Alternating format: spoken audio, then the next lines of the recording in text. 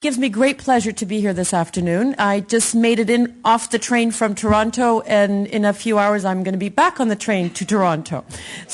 The food was good, though, I guess I can say that. I really wanted to share some thoughts with you this afternoon in the short time we have together about some of the things that you may do when you're trying to plan your careers. As we know, the transitioning from school to work is a huge step in one's life, and one that takes a lot of resiliency, which involves some of the following. I can see if I can get this going here. There we go. Managing change, leading your career, cultivating your inner resources, continuous learning, building and sustaining relationships through networking, understanding yourself as a commodity, nurturing your own well-being, very important, and creating a support network. Creating a career plan, one can say, can be done in 4 parts. The first part is self-assessment, really taking a look at yourself and gathering feedback about yourself from everybody you talk to. The second step is defining career goals. Also includes reflecting and exploring. An opportunity for you to listen, reflect, and pause before acting on your plan. It's a great time to engage in conversation with your family, friends, colleagues, peers, everyone you know. The third step is action planning. After some self-exploration and reflection and conversation, your action plan allows you to capture your final thoughts relating to your career goals, strengths, and opportunities for development. And finally, the finalization of your career plan. This output, the output of this really comes down to having a final action plan on which you can take action. So let's take a look at each of these sections. First is self-assessment. What is a self-assessment? It's the process of gathering information about yourself in order to make an informed career decision. A self-assessment should include a look at your values, interests, personality, and skills. A self-assessment is critical to helping you think through what you want and need. It's an opportunity to be completely honest with yourself about what's important to you, both inside and outside, externally to the workplace. It's a time to ask questions like, where am I in my life stage? And what opportunities or challenges or constraints does this place on my career goals in the short term and in the long term? So the self-assessment process really works in this way. You ask yourself direct questions of yourself, of your peers, of your family, colleagues, friends. Give yourself the time to listen to your feedback and really reflect about it. Be honest with yourself, not just about your areas for improvement, but also admit your strengths also.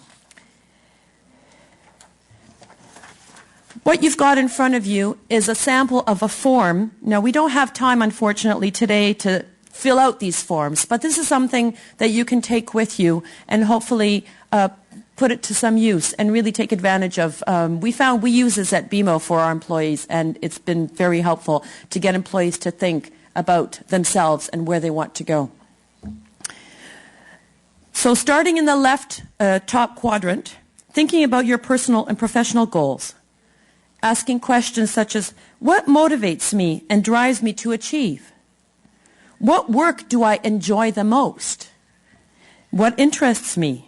What would be my ideal job? To the right are our values. What's important to me? What are my needs and my priorities? Where am I in my life stage? Planning a family, returning to school, taking courses, finishing courses, starting out on my career, all of those things. Next are strengths. What are my capabilities? What are my strengths? What do I leverage the most that helps me succeed? When do I demonstrate excellence? What would my colleagues and friends and peers say are my greatest strengths? And then areas for development. Where can I improve? What would my peers say are my greatest opportunities for improvement?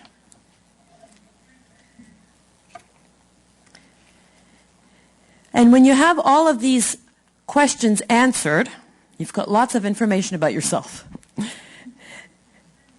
And you can move on to now your professional brand. Think about a product that a lot of us are familiar with. Think about McDonald's. What comes to mind? Big Mac? Okay. The words you choose describe the product's brand. Think about Nike. What kinds of words come to mind? Just do it. Very good. Thank you. Once again, that's describing the product's brand. What about some people that have had an impact on your life? Whether it's positive or negative. What comes to mind? Some adjectives possibly? The types of things that they did for you? The words you choose describe the person's brand. Now think about yourselves. Take 10 seconds. I can't give you much time. Reflect on yourself. What do you think others say about you?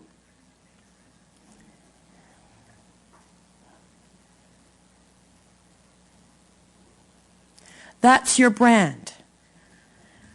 So your professional brand is the collection of perceptions and impressions about you that are held by those around you. It includes your skills, your abilities, and how people feel about you and relate to you. Make sense? Okay, let's move on. Why is your professional brand important? Well, think of your body language, the words that we use, our tone that we use. All of these are important, and they send messages about ourselves to other people around us. Things such as who you are, and some words here listed are just examples: confidence, skill, whether you're trustworthy, competence, or motivated. How you work with others, your interest, your values, respect, support, and what kind of work do you deliver? Quality, interest, skill, employment, serious, focus. As I said, these are just some examples of the types of messages that we send to people by our body language, words, and tone.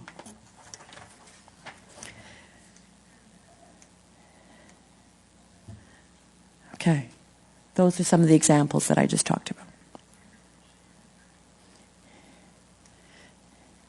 So what is my professional brand? There's another piece that you can think about yourself. In thinking about your own professional brand, you can ask the following. I'm working on the top left-hand quadrant. How do I present myself to others? Do I present my ideas and my work with confidence?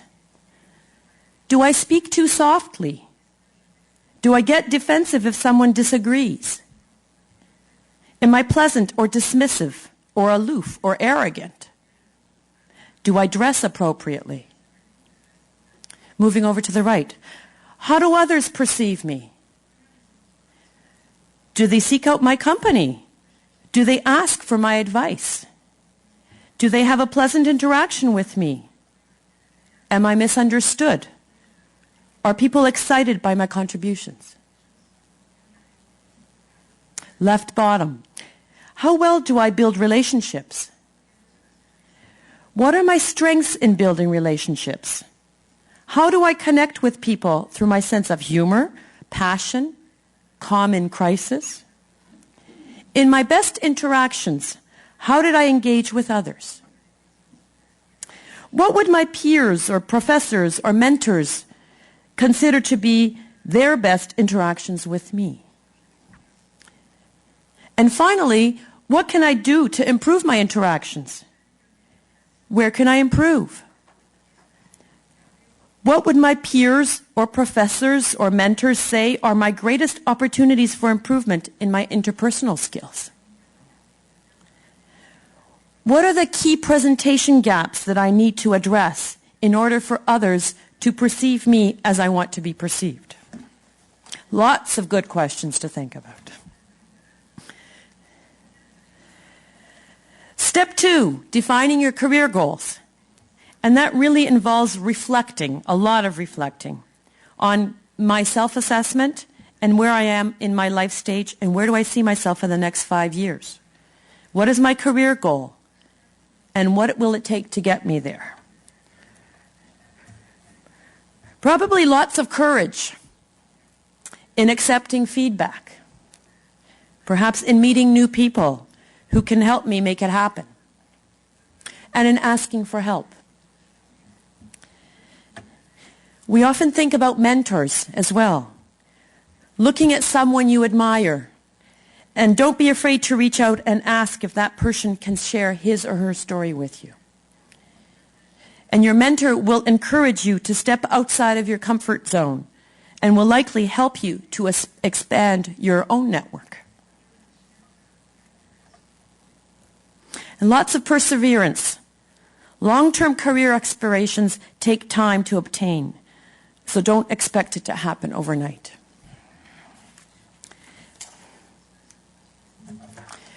Researching your career goals. Is it a specific company that you want to work for or an industry? What are the business objectives, market challenges, and competitive competition?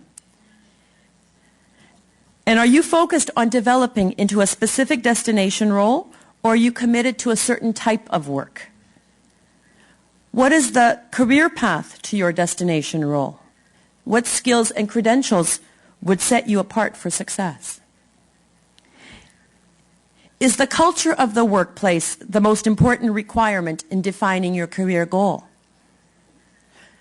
Can you think of organizations that have the reputation for being best employers and why? Part of defining your career goals is exploration. Exploring my options. What are some of the development opportunities that can help me achieve my career goals?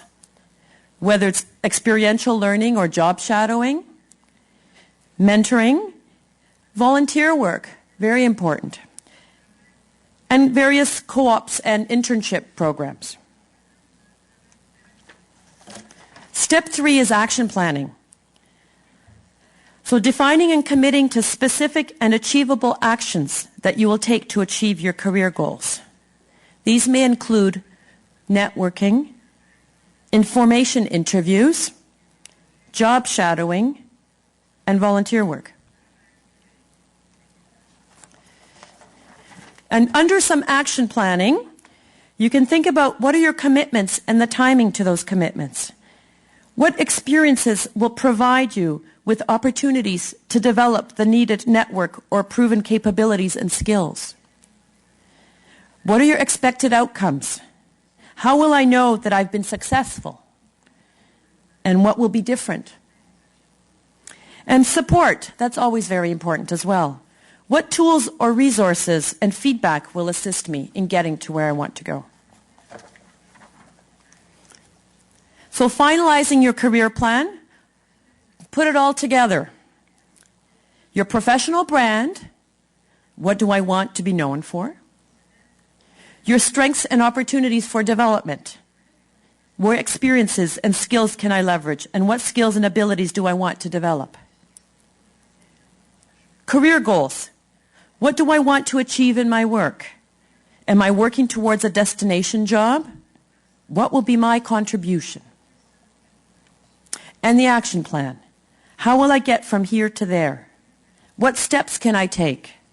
What network can I build? And what skills can I develop? And you can put it all on this wonderful big form. Finalizing your career plan.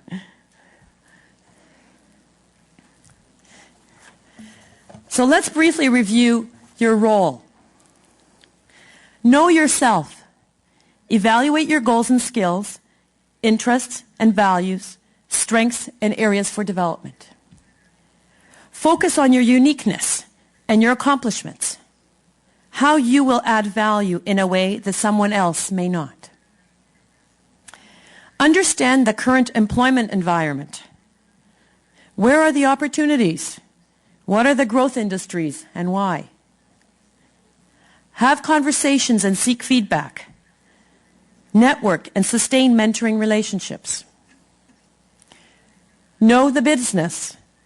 What are the issues, the challenges, and objectives for the industry, the company, and the role? And finally, create a plan. Commitment to an action plan based on specific and obtainable career goals. I thank you for your attention, and if you have any questions, I'll be happy to answer them afterwards. Thank you.